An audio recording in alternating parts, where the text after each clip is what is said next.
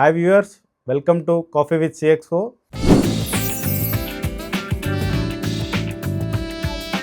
నేను మీ Prashanth Surabhi, COO at coding tutor. మనం చాలా సక్సెస్ఫుల్ రిసోర్స్ని కలిశారు మీరు ఇంతవరకు. ఇవాళ మనతో పాటు ఉన్నారు మిస్టర్ అభిలాష్ శ్రీమంతుల. ఆయన మాటల్లోనే ఆయన గురించి తెలుసుకుందాం మనం. Hi Abhilash. Hi sir. Hi, how are you? I'm fine sir.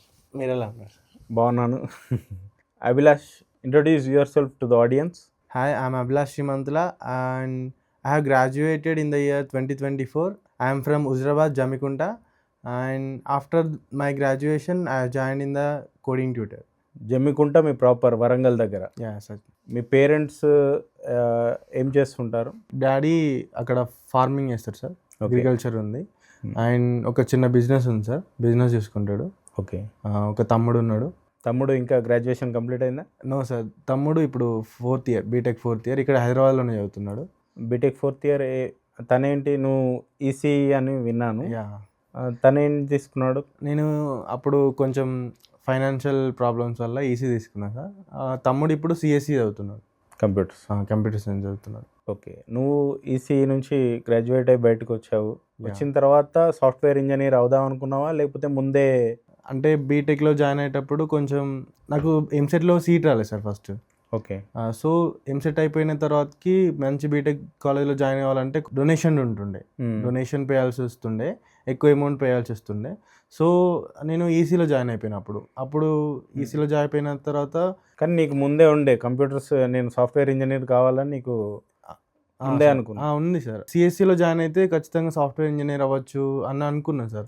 Donation కట్టలేక ఈసీ జాయిన్ అయ్యావు? సార్, ఈసీలో జాయిన్ అయినాక 4 years మొత్తం అసలు నాకు కోడింగ్ మీద ఎలాంటి గ్రిప్ లేకుండా అయిపోయింది. మొత్తం ఈసీ సైడ్ ఆ సబ్జెక్ట్స్ అవే నేర్చుకుంటున్నాను సార్. వన్స్ బీటెక్ అయిపోయిన తర్వాతనే ఇక 4th yearలోనే నాకు అనిపించింది సార్, ఈ ఈసీలో కష్టం, అంటే ఈసీ ఇంట్రెస్ట్ రాలేక అప్పుడు నాకు ఈసీపై ఏం ఇంట్రెస్ట్ రాలేదు. సాఫ్ట్వేర్ ఇంజనీర్ కావాలి, నేర్చుకోవాలి, కోడింగ్ నేర్చుకోవాలని అప్పుడు చాలా ఉండే. 4th year వచ్చేసరికి రియలైజ్ అయింది సార్ బాగా. కోడింగ్ ట్యూటర్ ఎప్పుడు జాయిన్ అయ్యావు? నీ ఇంజనీరింగ్ కంప్లీట్ అయిన తర్వాత ఏమన్నా నీకు గ్యాప్ ఉండేనా, లేకపోతే డైరెక్ట్గా జాయిన్ అయ్యావా? ఎలా? గ్రాడ్యుయేషన్ కంప్లీట్ అయిపోయిన తర్వాతకి ఒక 2-3 months ఖాళీ ఉన్నా సార్ అప్పుడు. ఓకే. 2-3 months ఖాళీ ఉన్నా. అప్పుడు కొన్ని వాకిన్స్ అటెండ్ అయినా, ప్లస్ ఇంకా బయట కొన్ని అప్లై చేసిన సార్. అప్పుడు బయట అప్లై చేస్తే నాకు రెస్పాన్స్ ఏం రాలేదు సరిగ్గా. అంటే డైరెక్ట్ జాబ్ కోసం అప్లై చేసా? డైరెక్ట్ కొన్ని నార్మల్గా సాఫ్ట్వేర్ జాబ్కి. ఓకే. ఫ్రెషర్గా అప్లై చేసిన సార్ బయట కొన్ని కంపెనీస్కి. నార్మల్గా అప్లై చేసిన. అంటే రిక్వైర్మెంట్ ఏముండే? అంటే developer, as a developer are DevOps ఇలా ఏం? అంటే జస్ట్ నార్మల్గా ఫ్రెషర్గా. నాకు అప్పుడు ఏం స్కిల్స్ లేవు సార్ అప్పుడు. ఓకే. స్కిల్స్ ఏం లేవు. డైరెక్ట్గా కొన్ని కంపెనీస్కి అయితే అప్లై చేసినప్పుడు, కానీ నాకు ఏం రెస్పాన్స్ రాలేదు యాజ్ ఎ ఫ్రెషర్గా. ఒకవేళ సెలెక్ట్ అయినా కూడా అప్పుడు నా దగ్గర ఏం స్కిల్స్ లేకుంటుండే. ఫస్ట్ జస్ట్ ఫ్రెషర్గా నేను అప్లై చేసిన, ఫ్రెషర్, కానీ ఏం రెస్పాన్స్ లేకుండే. కొన్ని వాకిన్స్ కూడా అటెండ్ అయినా అప్పుడు ఆ 2-3 months గ్యాప్లోనే. వాకిన్స్లో కూడా ఏం అంత నాకు ఏం స్కిల్స్ లేకుండే అప్పుడు. ఫస్ట్ నేను ఆ కమ్యూనికేషన్ స్కిల్స్ కూడా ఎక్కువ లేకుండే నాకు. ఓకే. 2-3 months అట్లా అటెండ్ అయినా. ఇక కొన్ని డేస్ తర్వాత మా ఫాదర్ కాల్ చేసి చెప్పింది ఏంటంటే, ఇట్లా అజాయ్ కన్సల్టింగ్ సర్వీసెస్ కోడింగ్ ట్యూటర్, ఒకసారి కనుక్కో దాని గురించి ఏంటి ఇట్లా అని చెప్పేసింది నాకు. సో నేను కాల్ చేసిన sir, consultancy services, Ajay consulting సర్వీసెస్కి కాల్ చేసిన. కాల్ చేస్తే ఓరియంటేషన్ ఉంటుంది, if you want to know more details can you come to the office, like అంటే అట్లా చెప్పేసారు. సో నాకు ఫ్రీగా అనిపించింది అప్పుడు. ఓకే, మనం తెలుసుకోవచ్చు ఫోన్ కాకుండా అని.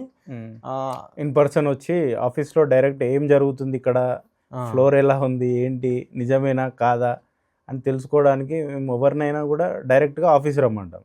ఓకే, నువ్వు డైరెక్ట్ ఆఫీస్ వచ్చినావు? ఆఫీస్కి వచ్చేసిన సార్. దాని నెక్స్ట్ డేనే ఆఫీస్కి వచ్చేసిన. ఇక్కడ ఓరియంటేషన్ స్పెషలిస్ట్లు ఉండేవారు, వాళ్ళు నాకు ఓరియంటేషన్ ఇచ్చారు. అరౌండ్ 1 hour ఇచ్చారు వాళ్ళు. ఓరియంటేషన్ అంటే ఏం చెప్పారు అసలు?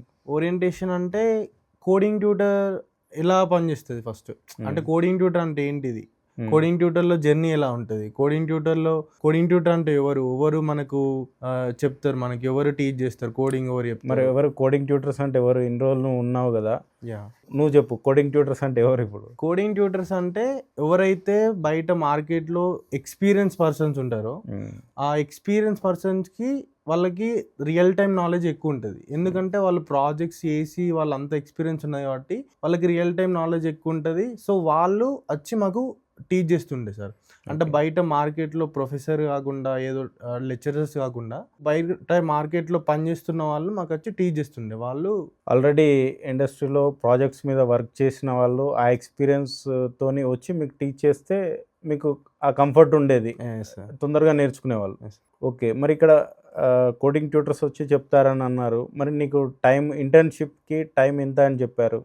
నేను జాయిన్ అయినా సార్. వచ్చేసి ఓరియంటేషన్ విన్న తర్వాతనే జాయిన్ అయిపోయినా. ఓకే. ఫాస్ట్ ఇయర్‌నే జాయిన్ అయిపోయినా. ఇక్కడ నాకొచ్చేసి 9 మంత్స్ అని చెప్పారు ఫస్ట్. ఓకే. 9 మంత్స్ అని చెప్పారు. సరే 9 మంత్స్‌లో కూడా జాయిన్ అయిపోయినా. మరి ఫీజు ఎంత చెప్పారు? ఆ ఫీ అప్పుడు చెప్పారు సార్. అప్పుడు ఒక 3,69,000 ఉండే. బట్ ఇప్పుడు కొంచెం చేంజ్ అయింది సార్ అది. నేనున్నప్పుడు 3,69,000 ఉండే. సో డౌన్ పేమెంట్ కింద నేను 69 పే చేశాను.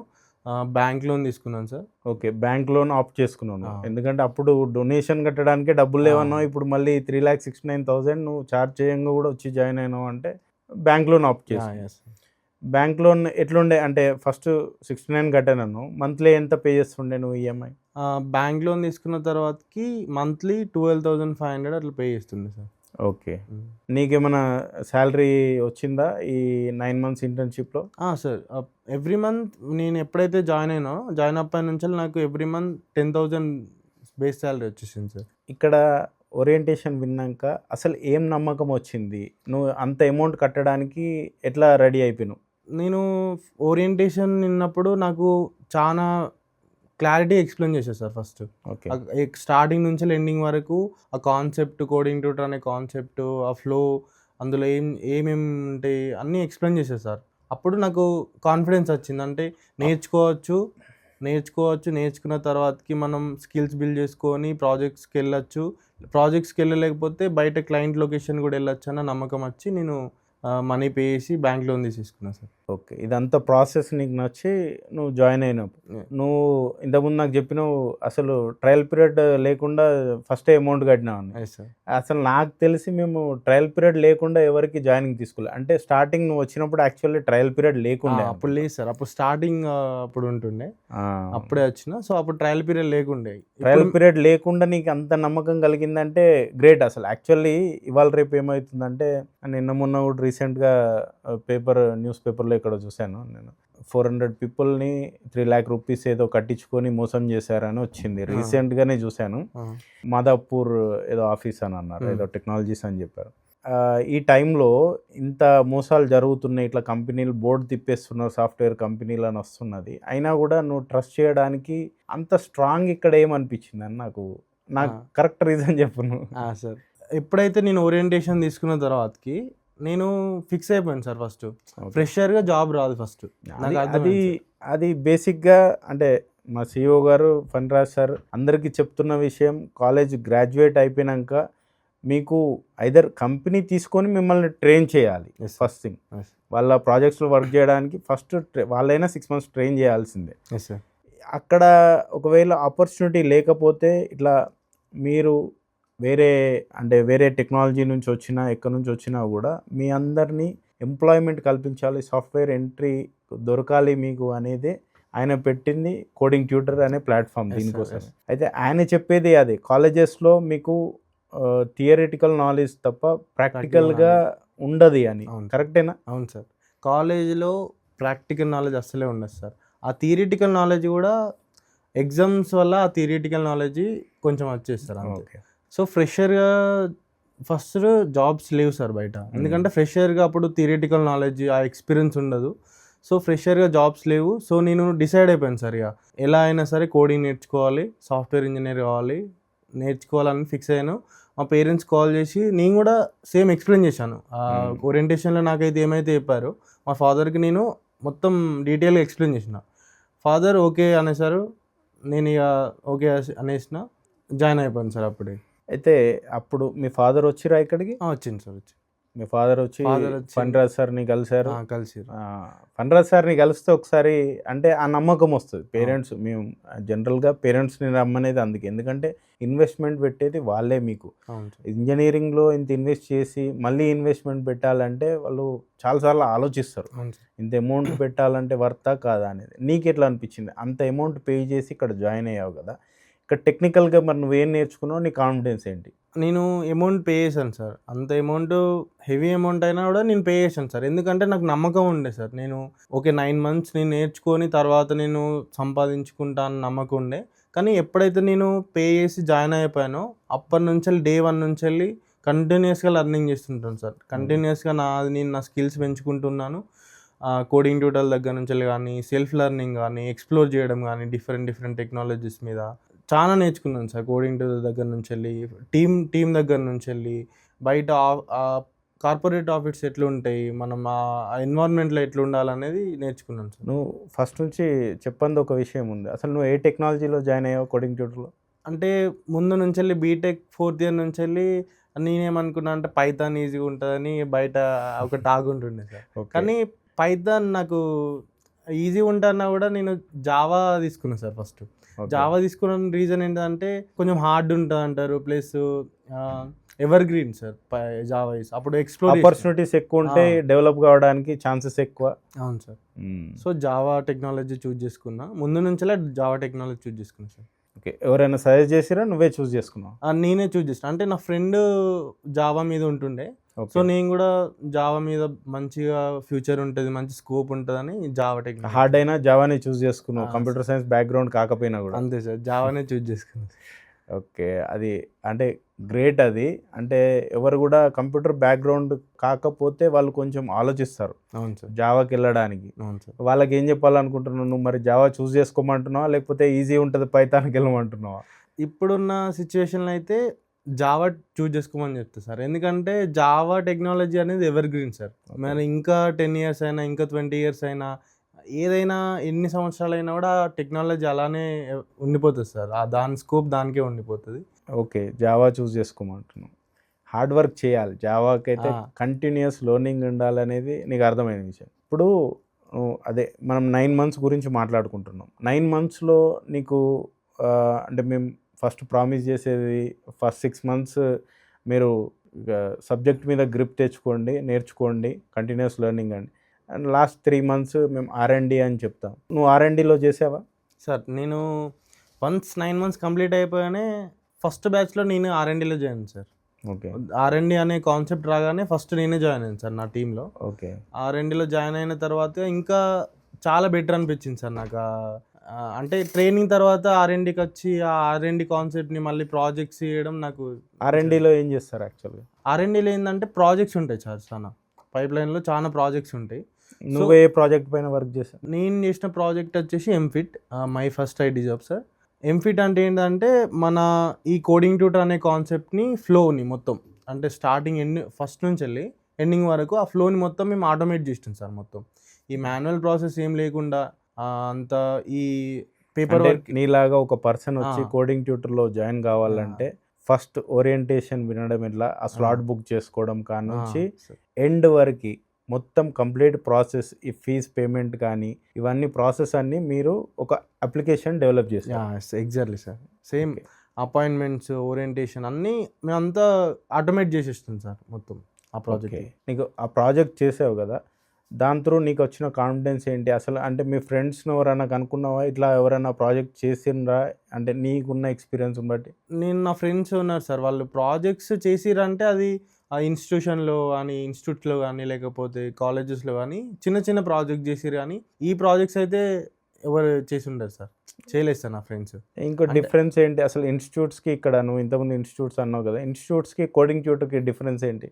ఇన్స్టిట్యూట్స్కి కోడింగ్ ట్యూటర్ అంటే నేను 9 months ట్రైనింగ్ అయిపోగానే R&Dలో జాయిన్ అయ్యాను సార్. R&Dలో నాకు ప్రాజెక్ట్స్ మీద చాలా ఎక్స్ప్లోజర్ వచ్చారు సార్. నాకు ప్రతి ఒక్క టూల్ ప్రొవైడ్ చేసారు సార్ వాళ్ళు. ఏదైతే మనం రియల్ టైంలో వాడతామో ప్రతి ఒక్క టూల్ ప్రొవైడ్ చేసారు. ప్రతి ఒక్క దాని మీద నాకు ప్రాక్టికల్ రియల్ టైం ఎక్స్పీరియన్స్ వచ్చింది. ఆ 3-4 months ఆఫ్ ప్రాజెక్ట్ ఎక్స్పీరియన్స్ మీద చాలా నేర్చుకున్నాను సార్. ఆ ప్రాజెక్ట్ మీద నేను ఏదైతే నేను 9 months ఇంటర్న్షిప్లో నేర్చుకున్నానో దాన్నంతా నేను ఎంఫిట్లు R&D టీంలో ఉన్నప్పుడు దాని మీద చాలా ప్రాక్టికల్గా చేసిన సార్ నేను. ఓకే. నువ్వు అంటే రీసెంట్‌గా ఒక బెంగుళూరు టైర్ 1 కంపెనీకి సెలెక్ట్ అయినావు ఫుల్ టైమ్ అని యాహ్! మాకు తెలిసింది. యాహ్! సార్. అసలు ఫస్ట్ కంగ్రాచ్యులేషన్స్ చేయాలి దానికి. Thank you so much. నీకు ఎలా అనిపిస్తుంది? మీ ఫ్యామిలీలో ఎవరైనా సాఫ్ట్‌వేర్ ఇంజినీర్ ఉన్నారా? You are the first? ఫ్యామిలీలో ఇప్పటివరకైతే ఎవరు లేరు సార్. ఓకే. నేనే ఫస్ట్. చాలా హ్యాపీగా ఫీల్ అయ్యాను సార్ నేను. ఇంటర్వ్యూ అయిపోయినాక నాకు కన్ఫర్మ్ అయినాక చాలా లిటరలీ నేను ఇది చాలా రోజుల నుంచి వెయిట్ చేస్తుండే సార్. చాలా హ్యాపీగా ఫీల్ అయినా. వెంటనే పేరెంట్స్ కాల్ చేసి చెప్పిన. వాళ్ళు కూడా వెయిట్ చేస్తుండే. ఇంకా ఎన్ని కష్టపడుతున్నావు కదా! ఇంకా ఎప్పుడు ఆ రోజు ఎప్పుడని. సో, ఫైనల్లీ ఆ రోజు వచ్చేసింది. కాల్ చేసిన. చాలా హ్యాపీగా ఫీల్ అయ్యాను సార్. ఓకే. నేను అంటే నీకు 9 మంత్స్ అని ఇక్కడ చెప్తే నువ్వు 9 మంత్స్‌లోనే డిప్లాయ్ అయ్యావా? లేకుంటే నీకు ఇంకా టైం పట్టిందా? ఆ టైంకి ఇక్కడ అంటే ఉండే టైం ఇక్కడ మేము ఏమంటామంటే ఓపికగా ఉండండి ఛాన్స్ వస్తది. కానీ మీకు కరెక్ట్ ఆపర్చునిటీ దొరికే వరకి ఆ టైం పడుతుందని అవును సార్. చెప్తాం. అవును నీకు సార్. 9 మంత్సే పట్టిందా? ఎక్కువ పట్టిందా? నాకు ఎక్కువ పట్టింది సార్ నాకు. అంటే నేను 9 మంత్స్ తర్వాత 3 మంత్స్ R&Dలో ఉన్నాను సార్. ఓకే. R&Dలో ఉన్నప్పుడు ప్రాజెక్ట్ మీద ఉండే. నాకు కొంచెం టైం పట్టింది సార్ నేను సెలెక్ట్ కానికి. ఆ ఇంటర్వ్యూస్‌ని మల్టిపుల్ మాక్ ఇంటర్వ్యూస్‌లో పార్టిసిపేట్ చేసి, ఆ కమ్యూనికేషన్ స్కిల్స్ పెంచుకొని, ఆ కాన్ఫిడెన్స్ వచ్చేదాకా కొంచెం టైం పట్టింది సార్. నేను, మా పేరెంట్స్ అందరూ ఓపికగానే ఉన్నాం సార్. ఆ ఓపికగా ఉండి ఫైనల్లీ ఆ ఓపిక నేనంత వెయిట్ చేసినందుకు నాకు ఫైనల్ రిజల్ట్ వచ్చింది sir. Patience and hard work 2 కావాలి. అవును సార్. కంటిన్యూయస్ లెర్నింగ్ ఉండాలి. అవును సార్. ఇవన్నీ అంటే నువ్వు జాయిన్ అయినప్పటి నుంచి చూస్తున్నాం. నీ దగ్గర ఉన్నాయి. నువ్వు చేయగలుగుతావు.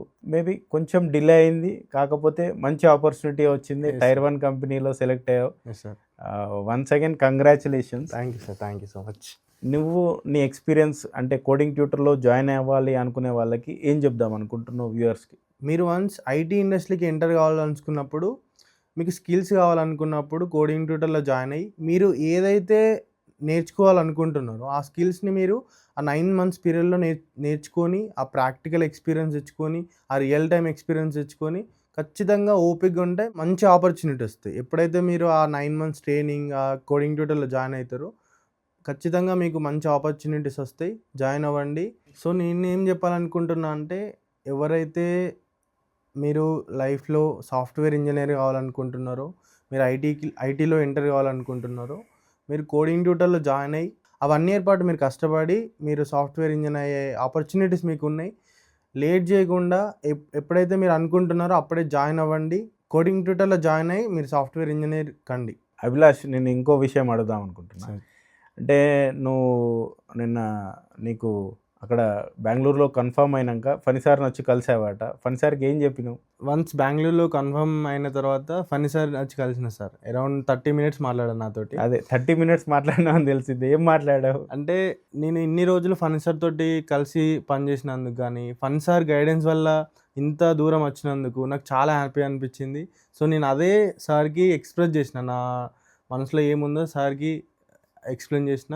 ఆ కోడింగ్ ట్యూటర్‌లో జాయిన్ అయినందుకు కూడా చాలా హ్యాపీ అనిపించింది. చాలా సాటిస్ఫైడ్ ఉండే సార్. సో, సేమ్ థింగ్ నేను సార్‌కి ఎక్స్‌ప్లెయిన్ చేశాను సార్. అయితే ఫణి సార్‌కి కూడా నీలాగా ఐటీలోకి రావాలనుకునే వాళ్ళకి ఆపర్చునిటీస్ కల్పియడంలో ఆయనే సాటిస్ఫాక్షనే వేరే తెలుసా? నిన్న నువ్వు మాట్లాడిన తర్వాత ఆయన నాతో చెప్పుకొని చాలా హ్యాపీ ఫీల్ అయ్యారు. అవును సార్. మార్నింగ్ కూడా చెప్పారు, రాజు నిన్న అభిలాష్ మనకి మంచి కంపెనీలో వెళ్ళిండు, ఫుల్ టైం వెళ్ళిండు. నేను చాలా హ్యాపీగా నిద్రపోయినా. అట్లాంటి వాళ్ళకి ఎంట్రీస్ కల్పియడం మనం చేస్తున్న గొప్ప పని అని ఆయనే ఫీలింగ్ అది. అవును సార్. అవును సార్. చాలా ఎమోషనల్ అయినా సార్ నేను కూడా. చాలా బాగా మాట్లాడిండు. మస్తు హ్యాపీ అనిపించింది సార్ నాకు. Okay Abhilash, congratulations Thanks. And all the best for your future. Thank you sir. Thank you so much. So viewers, Abhilash Srimanthula తన స్టోరీ, ఇంజనీరింగ్ తర్వాత ఏం చేసిండు, కోడింగ్ ట్యూటర్కి ఎలా వచ్చిండు, తన జర్నీ ఏంటి, తను ఏం వర్క్ చేశాడు, ఇవాళ ఏ లెవెల్లో ఉన్నాడు, next 30 years of IT industry ఎలా ఉండబోతుందో ఆయనకి ఇప్పుడు చూసిండు ఆయనే. అంటే ఇలాంటి ఎక్స్పీరియన్స్ మీకు కూడా కావాలి అనుకుంటే come join us coding tutor. Thank you.